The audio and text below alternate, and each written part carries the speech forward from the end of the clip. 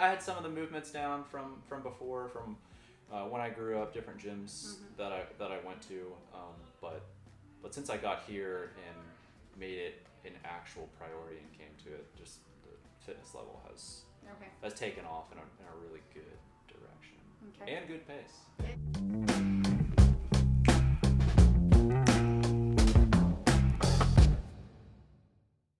All right.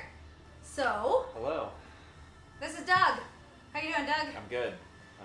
Yeah. Okay. Recovering. You're recovering because you did a 50K. The GOAT. This is your first one, right? Yeah, first 50K. I ran a marathon years and years and years ago. Okay. And it was a complete disaster. Is that before CrossFit? Yeah, before CrossFitting, and I figured I'd give it another shot with the trail races, not so much running on the road, and it was a good time. So first 50K. We made a joke at the starting line. Somebody goes, "Oh, is this your first ultra?" It's like, "Yeah, it's my first 5K, my first 10K, my first half. I'm just showing up." Who said that? You? Yeah, Or? no, it was somebody else at the starting line. There were a lot of first timers. It was a good first time race. That's awesome. Definitely. Good. That's awesome. Yeah. Okay. So let's go back a second and let's get some of your background. You said you did a marathon before. So would you have called yourself a runner at that time or no? If I was anything, I was a runner. I did some half marathons. That was really my jam. Okay. Was doing some half marathons, and then I said, well, I guess I'll jump into doing a marathon. Can't be that much different, and it was different. It was a lot different. Yeah. I've never said that, Doug. Ever said that. So when people always say, like, when there's workouts, I'm like, oh, we've got a lot of runners here, and somebody will say, "You're a runner?" I was like, no, I run when the workout calls for it, and I've done 5Ks. Yeah.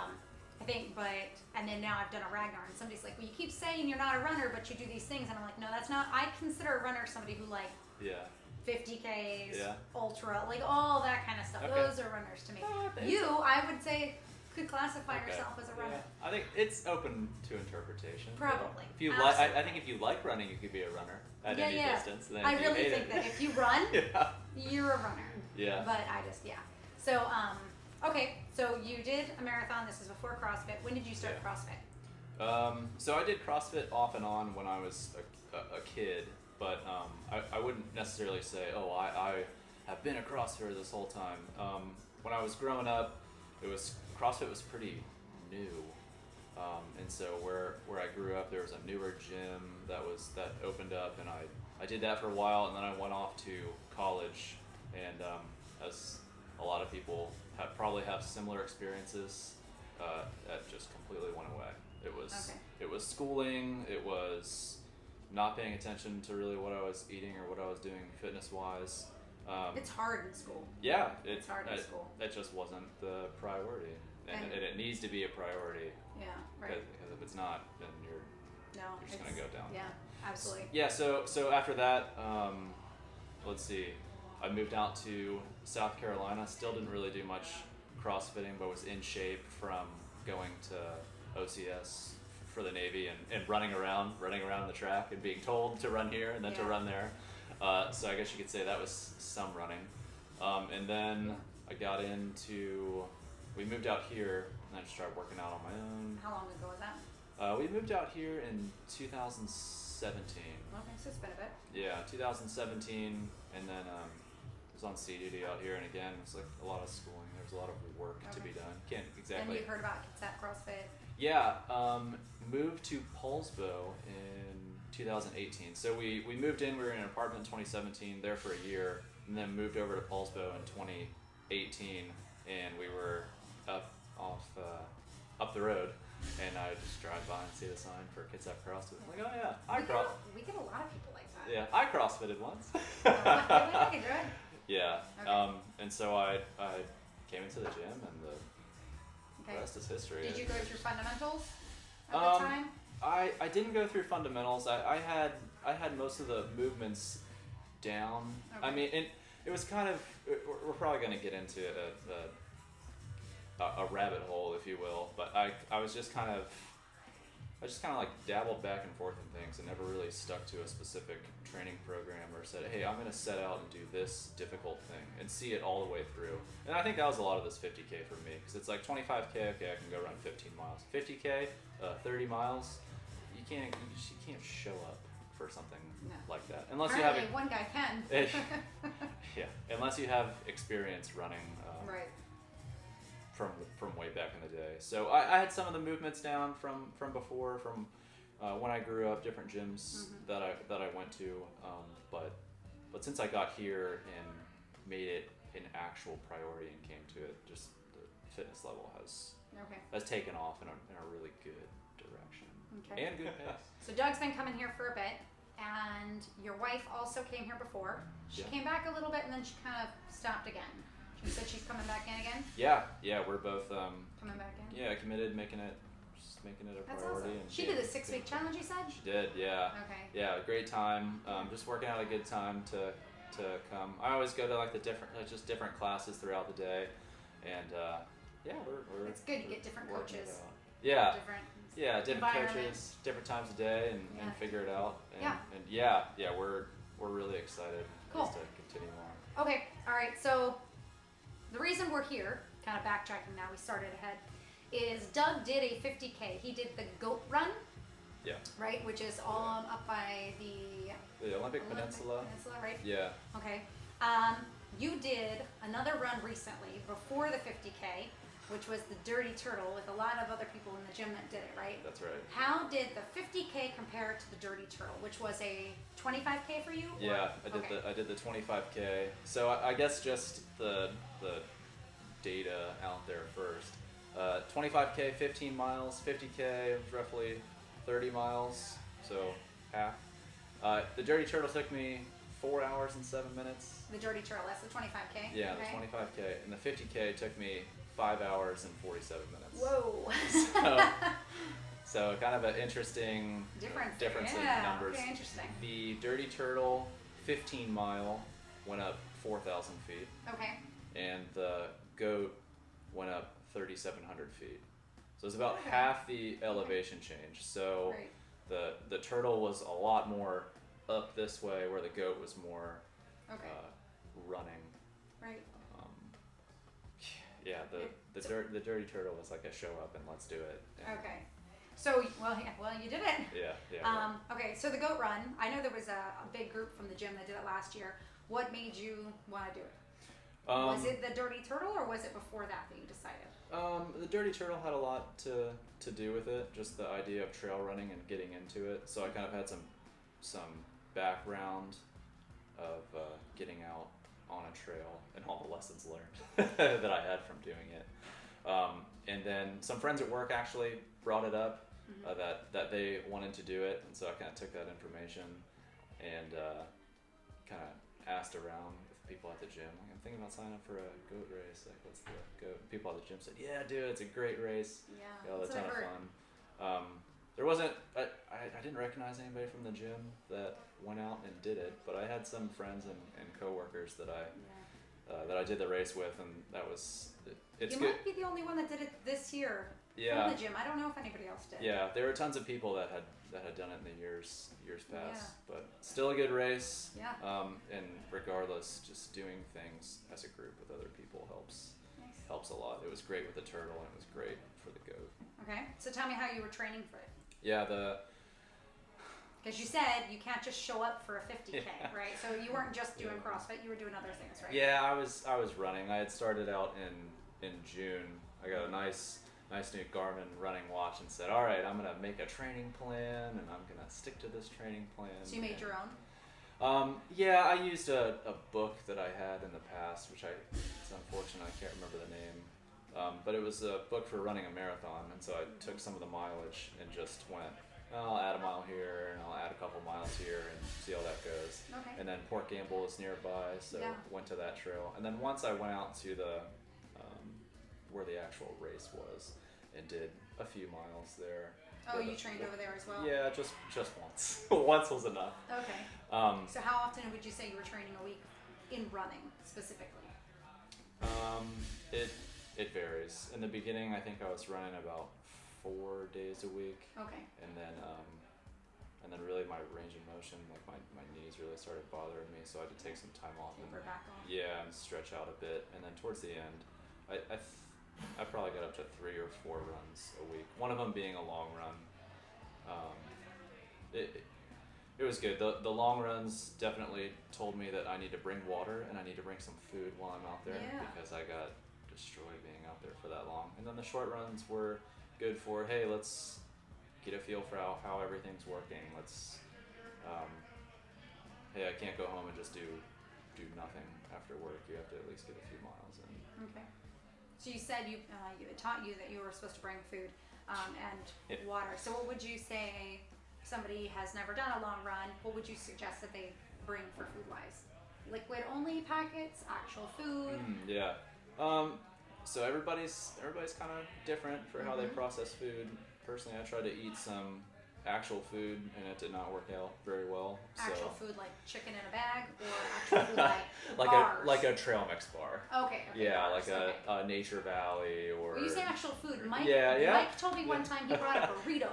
Yeah. And I still am like stuck on like a burrito. Yeah, trail quesadillas are a real thing. Oh, those actually exist out there. Yeah, I think they had them at the Dirty Turtle. Yeah, I think so. If you made the second loop for the 50K. I remember people saying that there was quesadillas. Yeah, that's a real thing. But a lot of water, and then sometimes water just can't do it for you. So some kind of electrolyte in there. Mm-hmm. And then I had some salt sticks, which actually really help with cramping. Salt sticks is different than the pills. They're like the little circular salt stick fast chews. Oh. It's like a little, like a tablet. Almost looks like a Noon tablet, but not as big. Okay. Just pop it in there. It almost tastes like those little Flintstone chewables you had as a kid. No, I mean during the Row for Reveille, we had salt pills. You just swallowed them. Right? You ate them. You didn't chew them. Yeah. So maybe that would have helped. Well, I mean, you got the salt sticks. That's great as it is. Yeah. Okay, so no, go ahead. Tell me. Yeah, the sticks were good. Like I felt some cramps that were coming on later, like 10-mile plus in, which I didn't have for the turtle, and they didn't go away. They got worse because I didn't have anything. I think I got to like mile 13 of 15. I went to one of the aid stations, and they were all dressed up crazy, like at the turtle. They're like, "How's everything going there, young gun?" or something. And I said, "I can't feel my legs." And she said, "Well, we don't have any legs available, but if you want some, where was this? Some chips." It was like mile 13 at the Dirty Turtle because my legs were so. I remember cramped. you walked in, or you ran in, and you just looked at me and you were like. Yeah, never again. I think were the actual words. Yeah. And then I'm pretty sure there was a bad word somewhere. Yeah, probably. I'm pretty sure. Probably. Yeah. I just remember you came in and you were smiling though. You were smiling, grinning ear to ear, but then your words were not matching the smile. Most people, would come in and it was very different. Yeah. Maybe you were just smiling. I looked great on the outside, and I was. I was a crying baby on the inside. How long did it take you to recover from Dirty Turtle versus when did you do this one? You did I did this one on Saturday. So Saturday, and today's Monday. Yeah. Yeah. Really good questions. So the Dirty Turtle, I bought a cheap pair of trail running shoes, which was probably one of the biggest mistakes that I had ever made. My feet got so destroyed.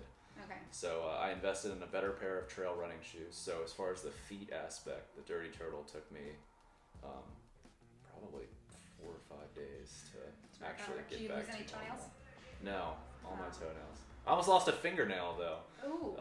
Wait, yeah. What? Yeah. So I did the Dirty Turtle, and after that I said I want to go eat. I want to go have a big burrito at a local place around here, and I was so out of it that I ended up closing my finger in the car door, and my whole fingernail just immediately turned blue. So no toenails. Okay, I'm like, how did you lose a fingernail in the run? Yeah, okay. So I judge how far that race was because my fingernails almost completely grown back. But yeah, I kept all my no slamming. Yeah, all my toenails. Oh yeah, I see it. Yeah, I didn't do it again. No. Okay, so recovery wise, you feel like you could do a CrossFit workout right now, or do you feel like you need a few more days? I'd rather not go into a CrossFit workout right now. Yeah, I could go out and maybe walk a lap, but I think I'll hold off on CrossFit. How did CrossFit transfer, or did it help train you for any of it? Mental aspect, physical aspect, in any of it, or is it only running that helped? Yeah, definitely sustaining a high heart rate really helps going into CrossFit. So going into CrossFit or going into running? Or sorry, going into running. So being able to do a CrossFit workout that gets your heart rate really high in a relatively short amount of time, right? It's 3, 2, 1, go. Start your workout, right. And very quickly you're first huffing. 30 seconds. Full send. It's like you either get the music turned up loud enough to where you don't hear people huffing and puffing, or you look over and everybody is just dying, huffing and puffing. Right. So being able to sustain some time with a high heart rate, CrossFit definitely helped with that, because there was a point in this race where I was walking up a hill with a much higher heart rate than I was running on the flat road. Like not jogging, running. Right. So they definitely prepared me for that, and then just the leg strength to get up and over the hills. So specifically the trail races that have a lot of elevation gain. Getting in here and getting some squats and some cleans and a lot of like explosive power would really help for that. As far as the sustained being out there for maybe 5+ hours running, there's really not a lot of substitute other than getting out there and being uncomfortable for a long period of time. But all of running is not being at a high heart rate for that time where you will collapse on the floor. Right. So it's really a good mix of the two, which is why trail running is kind of cool. It's very different, cool and not cool depending on. I think it's cool. Yeah. It's cool. We definitely. I mean, there's a saying in CrossFit that you say, "Get comfortable with being uncomfortable." Yeah. So I could definitely see how that could transfer over to, training for that. But then you still need to add that running aspect. Yeah. Yep. So were most of your training on a trail or on the road? Yeah, that's where I think if I had to go back and do it again, I would take some more lessons that I needed to be out on the trail a little bit more. Okay. A friend of mine who I trained with quite a bit, we were kind of talking after the race, how'd you do and how whatnot. I said, man, the first 12 miles went by like it was nothing, and then the last 6 I was okay with it. And he looked at me and he said, yeah, it's similar about that is that you were running on a gravel road. And so when I was doing a lot of my training, I was running on a gravel road and not out in the woods on a trail. Okay. So definitely different aspects for the two. So I did spend some time in the trails. Should have spent some more time in the trails. And there's so many good places to do it around here. Yeah. Port Gamble is a big one, I know. Yeah. So now would you say, so tell me your experience. Any fun stories, anything exciting happening when you were out there? While I was out there, anything eventful? Tons of head stories going on that I had. Oh yeah. As far as eventful things, losing fingers. Yeah, no losing fingers. It was great. It was great to show up in the morning. I mean, it was 7 o'clock in the morning, kind of the middle of nowhere in Western Washington, and just a group of cars started showing up into the parking lot, and everybody had their highlighter hats on and pants and jackets, and everybody was in a good mood. It was just a good experience of people ready to get out there and run. And then it was a point-to-point race, so you're getting on these buses and taking a bus to the starting line, and then you're going to run to a different spot. So all these 50Kers getting on the bus before it's time to start, most of them were doing it for the first time. So listening to other people's stories was a good time. Kind of a chance to either calm your nerves or enough time to get nervous. I was going to say, did anyone make it Yeah, a lot of thoughts go through your head. And then, of course, while I was out running, there were tons of things that... You have to convince yourself to keep going at any point, or... Yeah, definitely. Yeah. What I told myself before the race started is... So, the total race was right around 30 miles, a little shy of a 50K.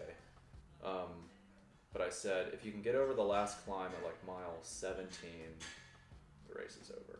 If you get past this last climb, you get through 17 miles, you're gonna finish the race. Because that was my goal for the first 50K, just finish the race. Right. And I got up to mile 17, and there was an aid station, and I was like, sweet, 17, I'm good. I got through this last climb. Let's continue. And thank goodness there was an aid station at mile 20, because when I got to mile 20, there was a truck there, and there was a bunch of food in the back of the truck, and they had the water and everything set out. And I walk up there, and I take my hydration pack off, put it on the ground, and I just looked at the lady, and I said, can I just sit in your truck for a couple minutes? Can I just sit here and evaluate my life? Did you? Yeah. That's awesome. Yeah, I sat. Yeah. And you still kept going. That's amazing. Yeah. So I sat there, and she was like, "How's it going?" Yeah, it's going. And in the meantime, there's these 50Kers that are coming up behind me that I've been running too. There was this one guy he was a lot older. He had fallen down on the trail, so he had like blood all over his face and all ripped up. That guy must have been in his. He was clearly an older gentleman. And somebody was like, "Oh, how you doing?" He's like, "Oh, I'm fine." EMT looked at me. "Just need some water." And he kept going, and I'm just sitting here like, here I am, 28 years old, sitting on the back of a truck bed. I'm like, all right, man. Well, let's go. Yeah, right? Time to get up. Yeah. That's cool. That's awesome. So that was probably the sticking point. That's where I needed a hug. Yeah. I needed like all right, let's go. Okay. Like, you're going to be fine. Let's go. Yeah. How many aid stations were there? They were spaced out pretty well. There was like a 4, an 8, a 12, a 17, a 20, and then I can't even remember. After that, it was just... After that, it was, I think I asked at one point, I said, "Are there any more?" And they went, "I think there's one more." And I just went, "Okay." Just left. Yeah, and I was just gone. So could you tell when you got to a certain point that the end was almost there? Did you hear voices, not in your head, because the devil in the, not that, but I mean like from people like cheering, you're like, "Holy shit, I'm finally here." Yeah, there was a point towards the end of the race. There was like this never-ending road, and it was gravel. It was big pieces of gravel. Like too. Road up? Yeah, it was definitely a road up, and I kept telling myself, it's okay if you want to walk the uphills, and it was just like 5 miles of this gradual uphill. And, crap, I guess I gotta go. So we got through like this never-ending road, and the road was wide enough to where anyone could pass anyone. Everyone was at different paces because there were half marathon, and 50Kers all at the same point now because of the staggered start times. And you finally got to the end of that road. I think the road must have been 5 or 6 miles long, just going. And you got to the nicely paved road that's around Lake Crescent, and you saw cones. And there was this guy cheering on his wife that came around, and just the biggest scream I have ever heard. And he's like, "Don't even think about this big hill coming up. You got 1.5 miles to the finish line." And when I heard that, I went, okay. Oh my goodness, like here we are. In a blink of an eye, I was 6 miles further from the road, and was miserable going around those times. But then I had finally made it, and so running along the cones, I go up the hill, and then you finally turn the corner, and that's where you see people, and you hear cheering, and you hear the guy on the announcement speaker going, "Oh." And then I saw my wife and my daughter was on her shoulders, and you just hear this, "Daddy, Daddy." Aww, that's such a good feeling. Yeah, and then of course you cross the finish line. All my friends were done, and the first thing she says to me is, "Daddy, you took a long time." Oh my God, you got little kids, right? Yeah. They're brutal on the stage. I said, "Well, I climbed 2 mountains today, not just one." Yeah. So. Yeah, that's funny. Yeah. Your other friends did 50K, 25K. They all did the 50, so that was like I can't not do the 50. Yeah. Everybody else is doing it. Yeah. But that was in how many people were out there? Was there a pretty big group? Total? Yeah. Did it feel like it was COVID times? Did it feel like because it's outdoors, it was back to normalcy kind of thing? They limited the number of people that could sign up so that it wasn't too crowded, and then they had us with a mask on in close quarters and whatnot. Not while we were running because it was spaced out really nice. But I was just gonna say, do you see people on the trail, or was it mostly like you were by yourself for a while? There was a long period of time where I went, where the hell is everybody? Did I take a wrong turn? Am I in last place or am I? Did you ever think you maybe took a wrong turn or no? Or was it pretty well marked? They had it marked pretty well. Okay. There was one point where it was, okay, which way do I go? And then it all ended up in the same after a while. Okay. But I'm afraid to put a number on it between like 100 and 300 people. I think there were like 100 people that did the 50K. I was just curious if it was like, a lot of people. Yeah. Okay, so you get in, you finish this race, you're so happy, you've got all your fingernails and your toenails, everything's great. Yeah. What's your celebratory food or drink? Well, this race was great because there's no shirt, there's no medal, but there is a 16-ounce like stainless steel goat mug. And they have them all filled up with beer. Oh, and nice. so you bring your ticket, and you put it in, and then you have that, and you just go and sit on the little bluff right by Lake Crescent. It's so pretty out there. And you could look out there. And I kept telling myself, like, my celebratory is I'm going to belly flop into that lake. That's what I'm gonna do. I'm gonna jump right in. And there are people that did it.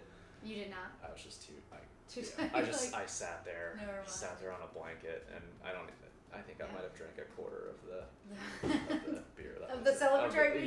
Yeah. I just wanted to sit there. It's so pretty up there. Relax. Yeah, it was really nice, and it was like a Washington overcast day. Yeah. Oh, that's kind of nice. It wasn't overly hot or anything. Yeah, thank goodness. Yeah.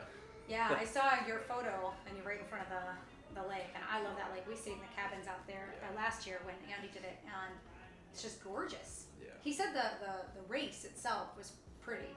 Yeah. Did you get the points where? Yeah, it was really nice. There were some parts on the trail where you could look through the trees and you just saw the rolling hills and the clouds just below where the top of the hill was. Nice. It kind of had the rainforest feel out to it. It was so nice, and the weather was just perfect. Not overly hot then. No, it even started to rain on some portions. Which was good. So yeah, and then it was. I wondered if it was rain or sweat, if it tasted salty. Did I pee my pants? Yeah. It was a really good race. Okay, so what's next? Yeah, next. Now that it's been 2 days. yeah, it's been 2 days. Let's go. What's next on the list? What's next? So you're coming back in here, you said, right? Yeah, I'm definitely coming back into the gym. Go ahead. Have you done a competition before in CrossFit? No, I haven't done a CrossFit competition. You know what competition is coming up in possibly November time period or whatever? My first throwdown. Okay. Look at that. Yeah, because I wanted to do my first throwdown, and that was conveniently like March of 2019, and we couldn't get to do it. So yeah, I think that sounds good. I'll put that on the schedule. I've signed. Yeah. Triathlon. Yeah. That doesn't sound as convincing. I don't know if I believe you there. I don't know. Is it the biking, the swimming? What part of it? Another really good question. I think it's the biking. The biking. I think there's like, okay. Whenever Dan was like, oh, I had to change a flat tire, and then you got to go and do maintenance on your bike. It's, jeez. Yeah. Like, it was hard enough for me to get a good pair of running shoes to keep on. So I don't know but how. But now you have those. Well, that's for trail. Exactly. That's for trail though. Yeah. The swimming would be okay. Definitely not my favorite. Because that's the shortest part. Yeah, but exactly. But I know there's people who I think I'd be nervous about it just because I don't ever swim that distance. I think the swim would be nice because it would be different. It would just be fun to be out in the water splashing around, right? You're not. Yeah. Yeah, whatever. Yeah. I think the biking is what's keeping me from wanting to continue in something like that. And then I'm going to do the Seattle Marathon. I signed up to do the Seattle Marathon. When's that? That's November 28th. Okay. Yeah, so right after Thanksgiving. There's a group of people signing up for, the Polsbo, I think, or something. Coming up. And then there's another one coming up next spring time period that Janae's been telling people about. I think it's over in Eastern Washington. Don't quote me on any of that. Yeah, the hot area of the state. Yeah. I think there's, maybe it's Yakima or something like that. You'll have to look it up. Yeah, I will. Talk to Janae. She's got, I think, a page for it and stuff. That sounds good. I think they're trying to get a group of people from here to do that. Well, I know Candace April. Candace is going to do the Polsbo one. Okay, nice. So Avery will sit on my shoulders that time. Nice. Yeah. You like to take a break? Yeah, exactly. Right. Yeah. Okay, so then you got that. You got maybe training for a triathlon. Maybe not. You got my first throwdown next. Yeah. I think. But you're coming back in here. Yeah, I'm gonna get back in the gym. I'm gonna get back to a 5 days a week schedule and build some muscle up. Yeah. Yeah, it's fun. I didn't come in as much when I was doing a lot of running, and it was really great. I think it was a week before the race. There was a running workout, and I came into the 5 a.m. workout, and I just looked and went, I saw you. I remember. Friends, yeah. I saw you. I was like, oh, he's back. Yeah, here we are. You're like, well, it's running. That's why. Yeah. But yeah, it'll be good. It'll be good to get in, get some music going, and get to throw some weights around. It'll be a lot of fun. Yeah. Well, congratulations. Thank you. And can't wait to hear about his next adventure. Yeah. Looking forward to it. Thanks, Doug. Yeah, thanks a lot.